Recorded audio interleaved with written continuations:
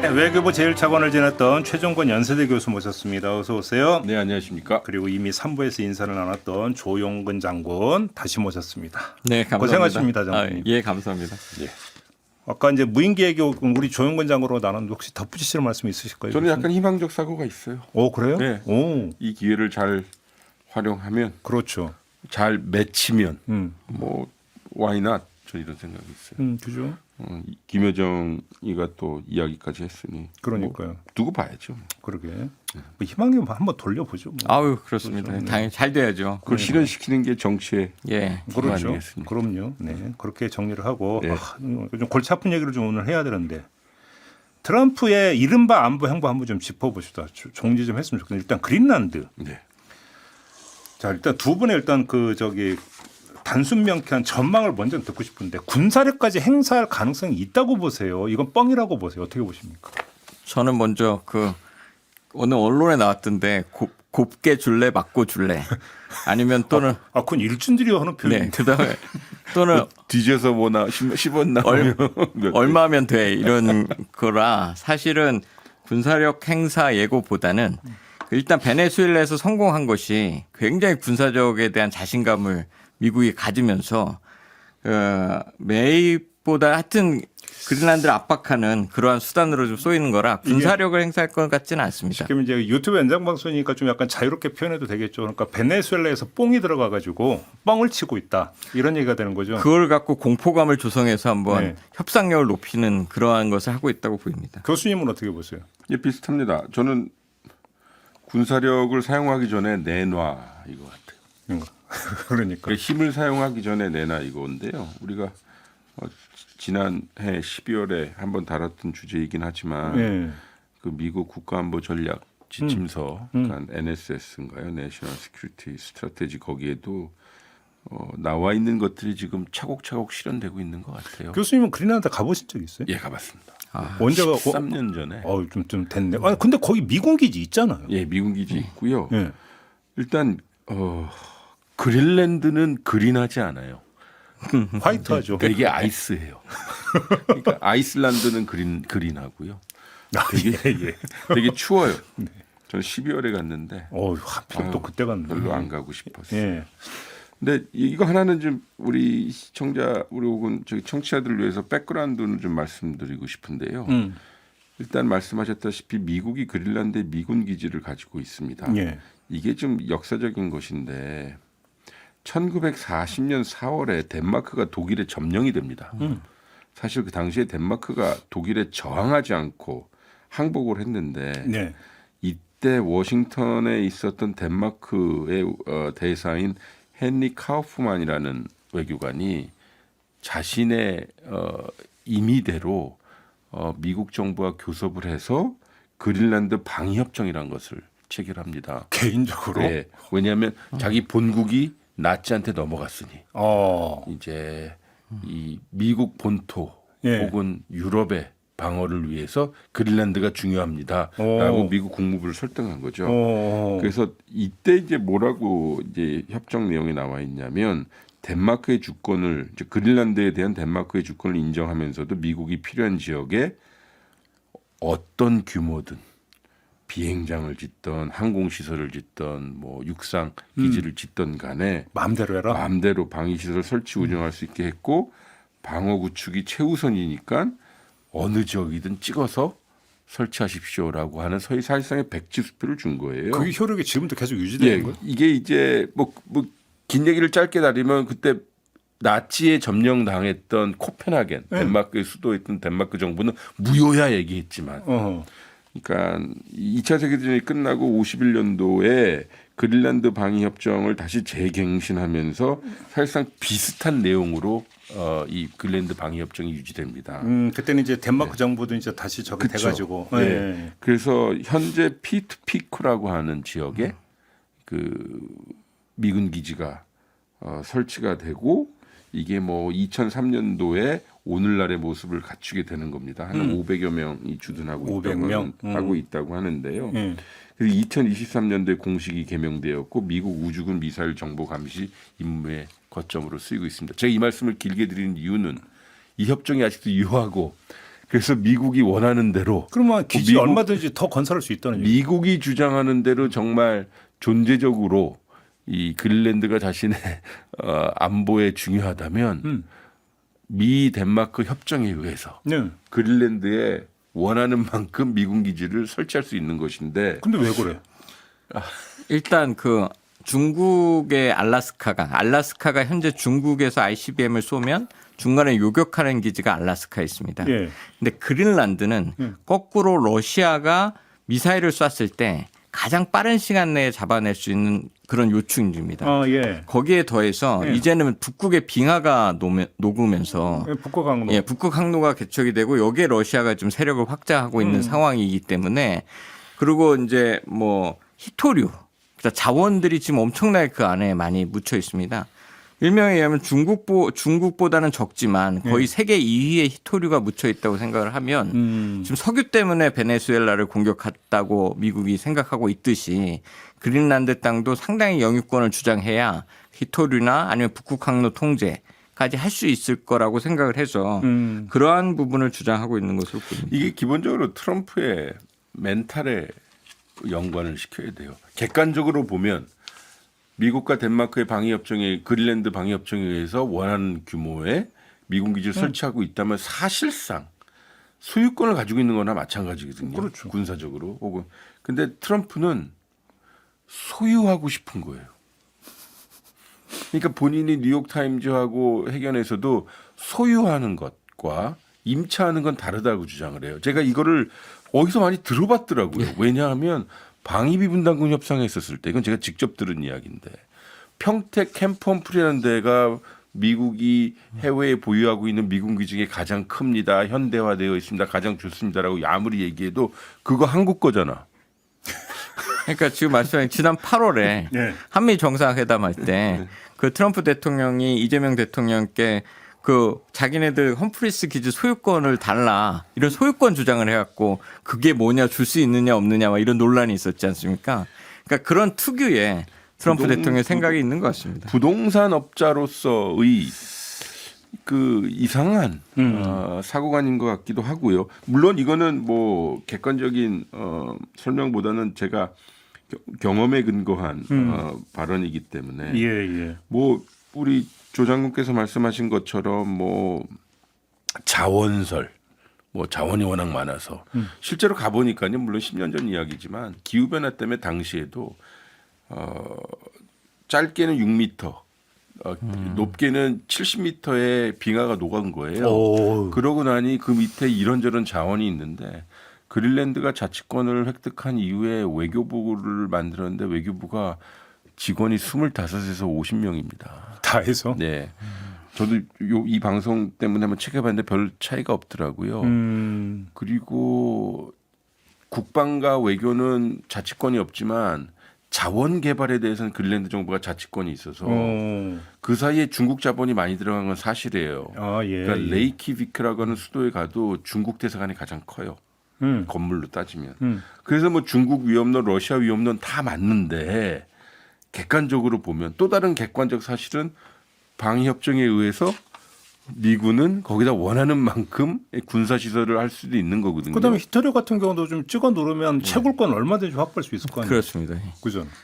채굴은 아직 문제가 되는 것 같아요. 왜냐하면 기후 때문에 녹구는 있으나 네. 실제로 가서 아직- 채굴하는 행위 자체가 아직은 그 단계는 환경에 아니에요? 어떤 영향이냐 상업성의 문제 이런 것도 있기 때문에 그리고 우리 항상 이야기했지만 중국이 히토류에 대해서 사실 독점권을 가지고 있는 이유가 그것을 절연할 때 발생되는 여러 오염물질 때문이거든요. 그러니까 원석을 가져와서 제3의 국가에서 다시 절연을 해야 된다는 것인데 그러면 또 환경적인 문제가 발생돼서 그거는 다시 상업성의 문제가 있는 것 같고요. 아무튼 두 분의 공통된 진단은 군사력 행사까지는 가지 않을 것이다. 그렇습니다. 결국 압박용이라고 본다. 아니요, 그럴 가능성이 있다는 거죠.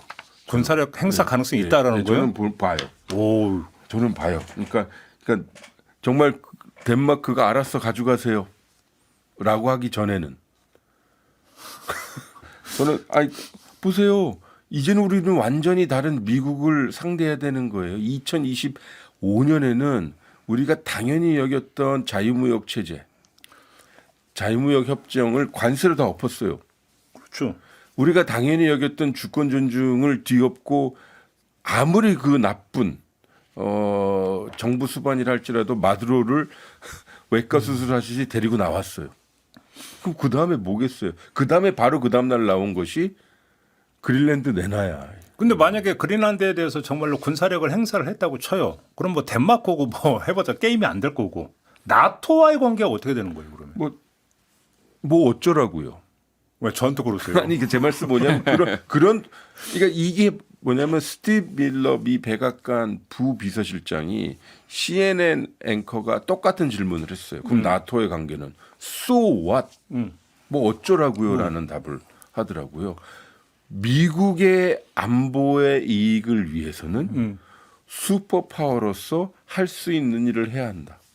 그 순간에 그냥 나토는 깨지는 거 아니에요? 나토는 그러면 나토의 근본적인 그러니까. 예. 근간이 흔들리는 거죠. 저는 아직은 안 할 거라고 생각하는데 그게 예. 이제 굉장히 트럼프 대통령이 계산적이다. 그러니까 왜 처음부터 베네수엘라를 찍어서 그런 공격을 했을까를 들이켜보고 지금 그러한 공포감을 갖고서 여러 협상을 하고 있는 단계고 네. 그러니까 지금 지금 말씀하신 대로 덴마크에 대한 군사적인 활동은 결국 나토의 문제가 생기는데 이것을 사실 비즈니스적 관점에서 봤을 때 무엇이 미국 국가 이익일까? 그러니까 꼭 공격을 안 하고는 얻을 수 없을까라고 했을 때는 충분히 군사적 공격 없이도 미국이 지금 원하는 목적을 달성할 수 있을 거라고 생각하고 그러니까 소유권만 빼면. 그죠? 소유권만 빼면 예. 그죠. 그러니까 정말 소유권을 갖는 게 미국한테 무슨 의미일까 하는 생각이 들어서 네.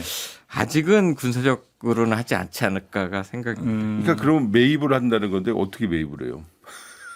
팔아야 매입을 하지. 그러니까요. 그건 절대 덴마크에서도 안 할 것이고 그린란드의 5만여 명의 그 원주민들도 안 할 겁니다. 이 노트.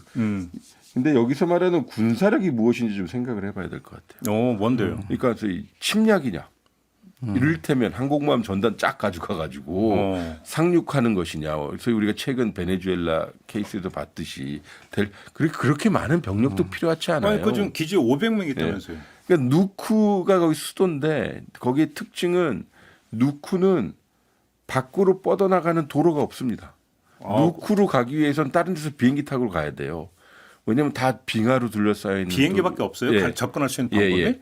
누쿠도 이 737과 같은 큰 비행기가 착륙을 못 하고요. 그린란드로 간다는 의미는 크랑가소라고 하는 한 200km 떨어진 곳에 착륙을 해서 거기서 쌍발 프로펠러 경비행기로 갈아타서 가는 겁니다. 환승을 하는 거.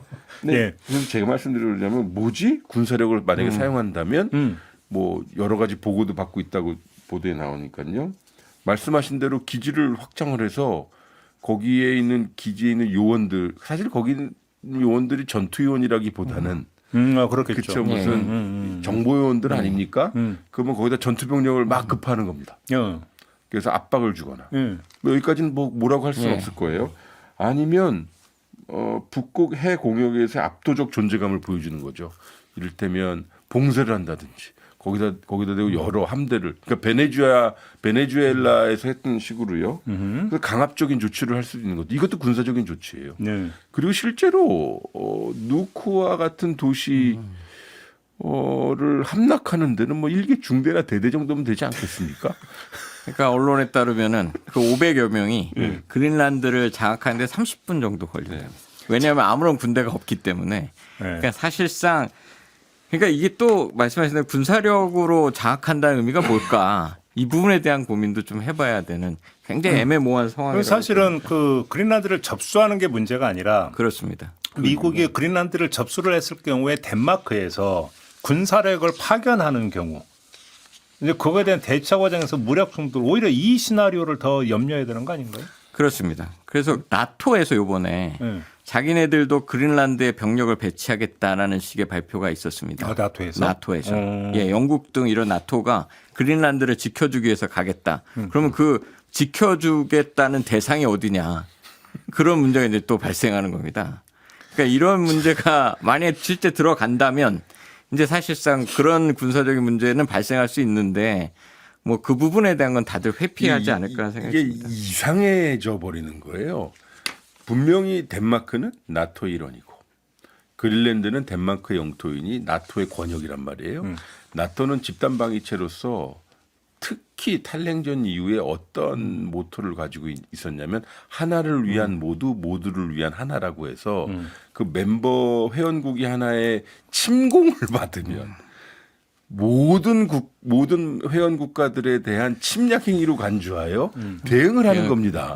그래서 우크라이나가 소위 나토에 가입하고 싶었던 이유 중에 하나가 모두를 위한 하나를 위한 집단 방위였는데 나토의 가장 큰 종주 회원국이라고 하는 미국이 덴마크를 침공하는 케이스가 돼버리는 거예요. 그래서 이렇게 나토의 멤버십이 무너지면 푸틴은 좋아할까요? 싫어할까요? 매우 좋아. 좋아죠. 예, 당연히 또. 화장실 가서 웃을 거 아닙니까? 그런 거. 이상해요. 아무리 제가 어제 밤에도 깊게 생각을 해보았는데 그린란드를 접수 혹은 소유해야 되겠다라고 하는 미국의 토킹 포인트에는 러시아와 중국을 언급합니다. 마치 존재적 위협으로서. 근데 실제로 미국 지금 행정부는 중국도 그렇고 특히 러시아를 위협으로 간주하고 있는 행동을 하나도 보여주고 있지 않습니다. 근데 이상하게 그린란드에만 대고 얘네들은 러시아하고 중국은 정말 위협이다라고 얘기하면서 그린란드를 가져오려고 합니다. 그러니까 이거는 한 번도 경험하지 못한 세상을 2026년도에 살고 있는 겁니다. 알겠습니다. 그린란드 여기서 잠깐 접고 쿠바, 콜롬비아 이런 쪽을 침공할 가능성은 어떻게 보세요? 저한테 물으신다면 저는 아직도 침공은 하지 않을 거예요. 왜냐하면 예. 분명하게 베네수엘라는 그 석유라는 확실한 자기네들이 얻을 이익이 있었습니다. 경제적 이익이. 예. 그다음에 그것을 위해서 이미 많은 셋업을 해서 국내법에도 기소하고 항공단이 가 있었는데 이미 베네수엘라의 마두로 대통령을 데려오면서 그 공포감은 일단 달성됐다. 그래서 결국은 콜롬비아나 뭐 쿠바나 다 나올 수뿐이 없는 상태라고 얘기를 하고 이미 SNS에서 트럼프 대통령이 8일 날 그 페트로 콜롬비아 대통령하고 본인하고 정상회담이 있을 것이다. 뭐 한 시간인가 통화했다면서요? 네, 통화하고. 근데 그것도 페트로가 직접 전화해서 콜롬비아 대통령한테 그랬다면서요? 잘 설명했다. 네. 이렇게 얘기하고 그 쿠바 대통령하고도 빨리 나와라 협상장에 이렇게 나오는 거 보면 사실상 그 공포감으로도 충분히 목적을 달성했고 실제 침공해서 그럼 여기서 어떤 것을 얻을 것이냐. 지상군을 투입하지는 않을 것 같습니다. 계속해서. 그래요? 예, 핵심은 그 마가주의자들의 그 특성상 지상군 투입은 반대하고 있기 때문에 외과적인 타격을 외과 수술적 타격을 할 텐데 그것이 큰 의미가 있을까 하는 생각이 좀 듭니다. 교수님은 어떻게 전망하세요? 저는 오늘 좀 낙관적으로 좀 보지 않고 그 어느 때보다 높다. 그래요? 네, 왜냐하면 예. 쿠바는 국내 정치적으로 보면 매우 중요한 아이콘과도 같다. 미국 국내 정치적으로. 예, 왜냐하면 특히 플로리다, 그렇죠. 뉴올리언스 이쪽 지역을 보면 특히 지난 대선 때 보면 라티노 인구들이 예상과는 달리 트럼프를 많이 지지했어요.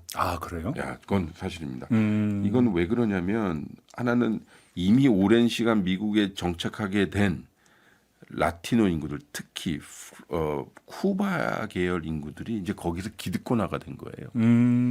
그러다 보니 반공 정서가 세요. 그러니까 소위 반쿠바 정서, 그러니까 반현 쿠바 정부에 대한 정서가 셉니다. 마크 루비오도 예. 2세 아니에요? 맞습니다. 그렇죠. 쿠바이면 예, 2세죠. 예, 예. 그러니 이민 정책에 대해서 상당히 반대합니다.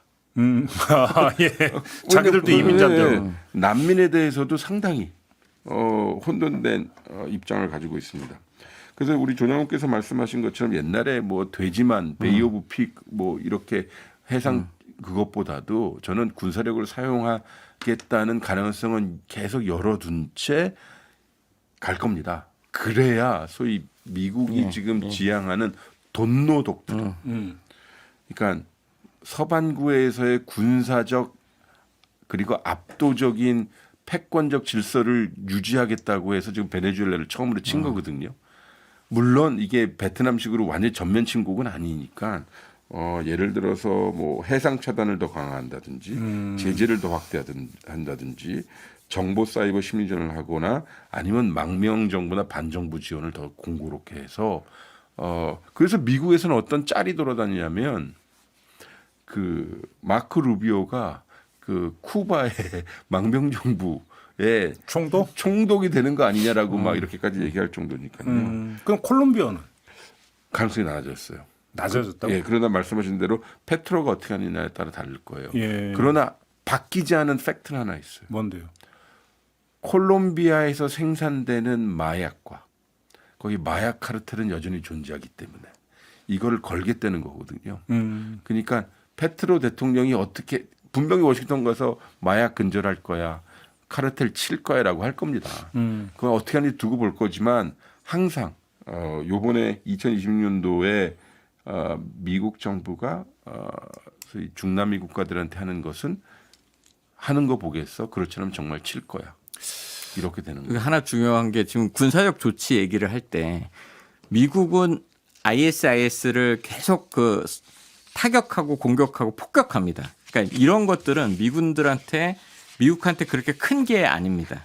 필요할 경우는 언제든지 해서 폭격할 수 있고 타격할 수 있고. 근데 요번에 베네수엘라는 마두로 대통령을 사실 델타 포스가 들어가서 데리고 나온 것은 굉장히 큰 작전이었기 때문에 그것을 좀 분명하게 구분해서 얘기할 필요가 있겠다 이런 생각이 조금 그러니까 듭니다. 우리도 이제 이 방송을 들으시는 촌철님들이 이제 우리 뭐 군사적 침공, 군사적 조치 해버린 무슨 이제 다 이제 전면전을 예, 이제 예, 염두에 두고 예, 이제 생각을 예. 하시기 쉬운데 그건 아니다. 네, 그렇습니다. 이것까지 좀 말씀을 드려야 네. 될 것 같고 저희가 엊그제 GB타임즈에서 제가 이제 패널 들을 때 그 질문을 드린 적이 있는데 작년 한 해는 계속 관세로 그렇게 이제 계속 때렸잖아요. 트럼프가. 그렇죠. 해 바뀌고 나서 이제 군사력 얘기가 나오잖아요. 네. 이건 계획된 2단계라고 봐야 되는 겁니까? 어떻게 진단하십니까? 그래 보이죠. 그러니까 놀랍게도 이제 겨우 트럼프 2년 차입니다. 3년이나 남았다 이 얘기죠. 예, 그러니까 만 1년이 안 됐어요. 그렇지. 만 1년이 안 됐어요. 네. 트럼프 1기를 겪었기 때문에 우리 모두가 이게 되게 오랜 시간이지만 트럼프 바이든 다시 트럼프로 돌아온 겁니다. 예. 그래서 저는 나름대로 뭘 느끼냐면 이 사람들이 야 뭔가 이렇게 좀 중장기 계획을 가지고 집권한 것은 아닌가. 그러니까. 초반에는 경제로 때린다. 예. 통상 경제를 강제하면서 기존에 있었던 관세, 투자 그리고 공급망을 자기네 원하는 대로 재편한다. 어느 정도 성공한 것으로 보여요. 좀 두고 봐야 되겠지만. 그래서 그것이 동맹이라 할지라도 경제적 숨통, 초크 포인트라고 하는데 그것을 먼저 조절해서 협상장에서 자기네들 임의대로 협상을 전개해 나간다. 그러니까 기억하십니까? 그 자유의 날이라고 그래서 리버레이션 데이 해가지고 판때기에다가 나라 이름 써 있고 그 관세 퍼센티지 써 있었던 거 기억하죠? 그렇게 해버린 거예요. 그래서 동맹국조차 예외 없다라는 메시지를 준 거고요. 새해가 바뀌자마자 바로 베네수엘라 치고 그린란드로 전환을 시켜버리고 그러면서 서방구에 대해서 계속 으름장을 놓는 걸 보면 이게 무슨 즉흥적인 것 같지는 않아요. 계획된 거 같으니까 딱 관세 이제 대충 마무리되니까 안보 전략 발표하고 네. 그래서 바로 이제 행동 들어가고 이렇게 가는. 이게 군사적 측면에서 보면 국가 방위 전략 NDS가 나와야 됩니다. 그래서 NSS라는 국가 안보 전략을 할 때 국방부가 이걸 어떻게 보장하고 지원할 거라는 NDS가 동시에 작성되는데 그건 실행 계획이겠네요. 네, 그게 지금 안 나오고 있습니다. 그게 이제 안 나오는 것들이 그러니까 이런 것들에 대한 기술이 혹시 들어가 있고 이게 사실 계획적인 얘기들이 써 있다면 그것에 대해서 많은 국가들이 대응하고 반응할 가능성이 있기 때문에 NDS를 지금 못 내고 있는 거 아닌가. 쓰다가 대통령이 뭘 하니까 다시 예. 바꾸고 그런 거 아닐까 싶어요. 네, 그러다 보니까 지금 사실은 계획대로 움직인다고 보이는 겁니다. 그러니까요. 그래서 정말 저는 무서워요. 그러니까 어디까지 갈지가 지금 아무도 모르는 거잖아요, 사실은. 그렇게 놓고 본다면 사실은 이 그 동북아 쪽에서도 결국은 중요한 건 이제 4월에 있게 될 미중 정상회담. 이게 이제 상당히 중요한 변곡점이 될 수도 이렇게 볼 수 있을까요? 그러면? 아직 4월은 뭡니다. 그렇지 않습니까? 지금 1월 중순이라 치고요. 2월 중순, 3월 중순 한 두어 달 정도 남았고 그 다음부터 실무 들어갈 텐데 그때까지 어쨌든 트럼프 행정부가 중국을 어떻게 관리하느냐의 문제인데 트럼프 입장에서는 관리하는 것 같아요. 그러니까. 왜냐하면 다카이치 총리가 아무리 우리 좀 도와줘 중국이 우리를 좀 때리고 있어라고 해도 그거는 최근 뉴욕 타임즈 보도에서 인터뷰에서 나와 있듯이 시진핑에 대한 명확한 메시지를 던졌거든요. 그건 시진핑이 알아서 할 일이야. 정말로 그렇게 진보적인 메시지가 나온 건 처음이에요. 아 진보적인? 진보 되게 리버럴하죠. 그건 알아서 할 일이야. 이래 버리니 미국의 국기를 흔드리는 일이라.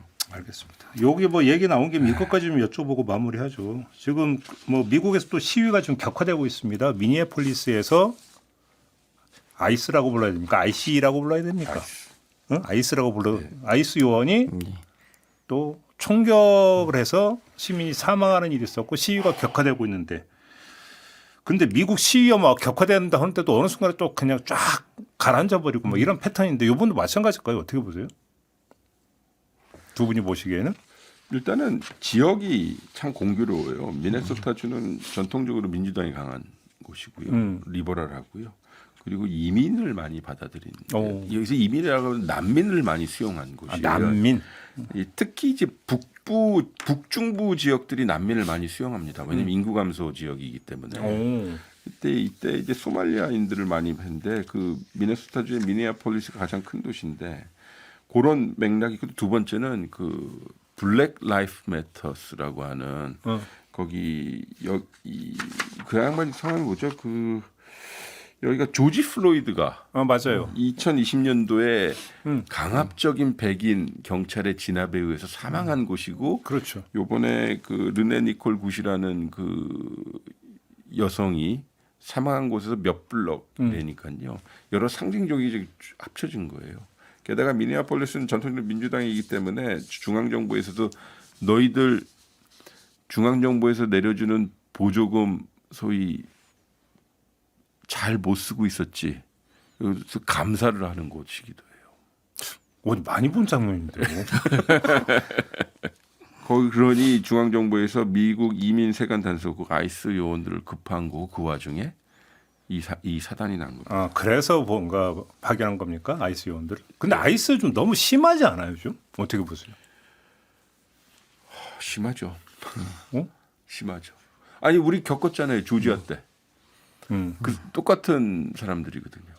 그리고 제가 이렇게 들어보면 공식적으로는 그 사람들 얘기는 안 하지만 아이스 요원들이 미국 연방 정부 이게 연방 정부입니다. 그리고 요원이라고 부르지만 요원이라고 에이전트라고 부르기에는 백그라운드 책이 가장 느슨한 곳이랍니다. 느슨한 점이 어떤 뜻이에요? 그러니까 편안하게 얘기하면 학벌, 범죄 기록 이런 것들을 면밀히 조사하지 않아도 검증하지 않아도 되는 곳이라고 합니다. 특히 최근에는요. 그래요. 그러니까 어쨌든 이번에 단속 작전을 벌이고 있던 중 사건이 발생됐고 주말 사이에 지금 미니애폴리스를 포함하여 미국 전국 1000여 곳 이상에서 이 반정부 시위가 일어났다고 하니까요. 저번에 한 몇 달 전에 한번 뭐 LA부터 해가지고 뭐 이게 쫙 요원의 들불처럼 번지고 있다 했다가 금방 꺼져버려갖고. 근데 기본적으로 이민 정책에 대해서는 제가 미국에 살아봐도 미국 본토의 원래 미국인들에 대해서는 이민 정책을 상당히 반대하는 측면들이 좀 있기 때문에 사실 흑인 그 사망했을 때하고는 조금 다르지 않을까 이렇게 사실 보여서 반응이 예, 그렇게 커질 것 같지는 않다라고 좀 생각됩니다. 이 돌아가신 분이 37살이고 미국 시민이고 백인이고 3명의 자녀를 둔 어머니예요. 그렇죠. 근데 미국 정부의 반응은 어디서 많이 들어본 뉘앙스예요. 이 사람이 극좌다. 그 뒤에 배후 세력이 있다. 그 배후 세력이 정부를 반대하는 반정부 조직이다. 노킹스 시위를 주도하는 그게 미국 부통령과 대통령의 발언들입니다. 그러니까 우리말로 의역을 하면 반정부 인사들이라는 겁니다. 반국가 단체. 반국가 세력이. 근데 트럼프는 미국에서 전혀 제어가 안 되네요. 한마디로 얘기를 하면. 제어할 주체가 없는 건가요? 지난 정부하고 비슷하지 않을까 이런 생각이 들어요. 지난 정부, 우리의 지난 정부. 우리의 지난 정부하고 그 옆에 충성파들로 그러니까. 예, 일기 때 그 그러니까 뭐 민주당 뭐 야당의 역할 이런 것들 그 정부 트럼프 행정부 안에서 아니 되옵니다라는 목소리가 전혀 안 나오고 있잖아요. 네. 이게 그게- 1기와 2기의 차이일까요? 예, 일기 때는 어른의 축이 있어서 이러면 안 돼요, 저러면 안 돼요. 그렇죠. 뭐 근데 사임하고 네. 저 못합니다고 사임하고 이런 거 많았잖아요. 지금은 40대 부통령, 40대 국방장관, 국방장관이. 40대 국무장관을 앞에 놓고 계속 때리게 하고 있고요. 음. 공화당이 조금 요새 돌아가고 이제 의원들이니까 자기네 목소리를 내기 시작한다고는 합니다만 어쨌든 지난 1년 동안 트럼프 행정부가 한 100여 개의 행정명령을 가지고 국정을 운영해 왔습니다. 무슨 의회하고 협치를 한다라기보다는 네. 그러니까 우리 옛날 구태의연한 정치가 거기서 펼쳐지고 있는 게 좀 아쉬운데 그러니까 공화당을 국정의 동반자로 보는 게 아니라 하위 정당으로 보고 그러니까 이게 윤석열 정부도 우리 사회도 시행령 정치라는 얘기가 예. 있었거든요. 딱 그거 다 그대로 가는 거. 그런 모습인 것 어쩜 같습니다. 그렇게 닮은 게 맞는 거예요. 에휴, 알겠습니다. 이 정도 하죠. 뭐. 네. 네. 두 분 수고하셨고요. 물러가겠습니다. 고맙습니다. 네, 감사합니다.